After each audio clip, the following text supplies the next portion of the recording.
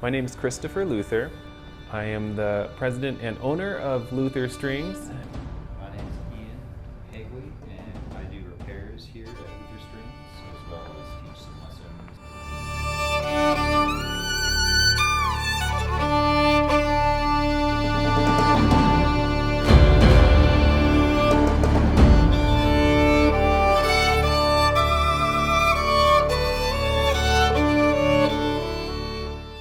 So this is in need of edge repair and some purfling repair. Purfling is this strip of wood that goes along the edge of the instrument to act as an absorber, kind of, because if you get a crack, it might split here but then stop at the purfling, sometimes not, but that's one of the reasons why it's there.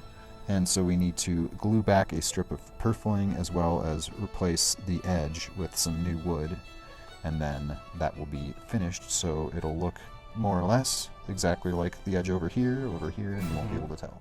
One piece back, and this could be 200, 300 years old. Hard to tell, doesn't have the original label in it, but you can just see that there's this ancient quality about it. This instrument has a story. Because it's still existing and fairly well taken care of, it's probably something that you'd want to look at seriously and continue that care, because a lot of people went to a lot of work to make sure it's still existing and still playing today. Couple things, it has a double purfling. So the previous instrument had one. This has two inlays of purfling. Purfling is 3 pieces of wood, dark, regular wood color, and then dark, kind of laminated together. Have what are called reamers. So they make a this is a spiral reamer. It cuts a hole, so this one is for putting in an end pin housing unit, so that's like the thing that the metal end pin on a cello or a bass slides in and out of, so you can stand up and play it. Or something like this is another spiral reamer, which is used for cutting peg holes for violins or cellos. Just a few of the knives that we have in the shop. They're single-edged blades, and then we've got double-edged ones.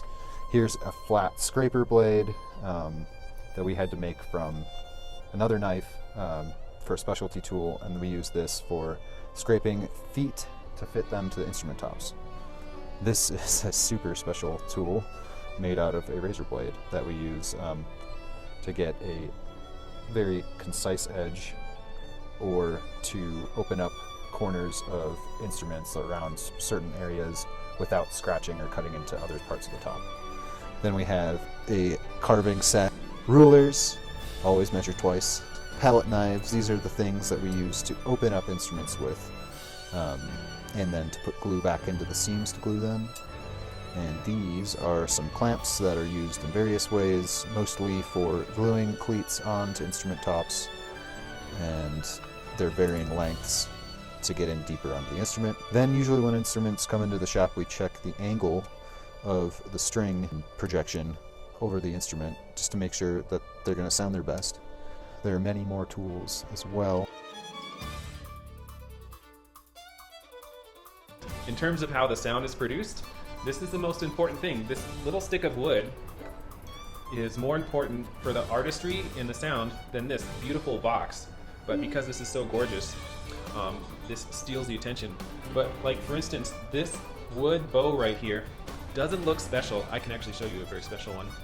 But this bow right here is worth $20,000.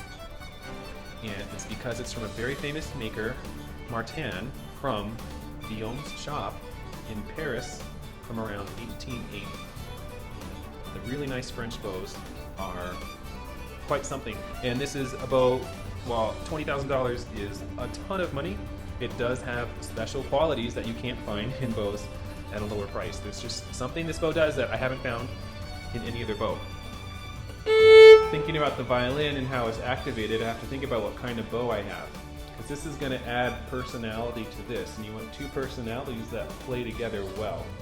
You can have 2 personalities that don't like each other at all, and this can be one of the best instruments and one of the best bows in the world, but they may not like each other. So pairing a bow and an instrument is a very important process. But fortunately, these two get along.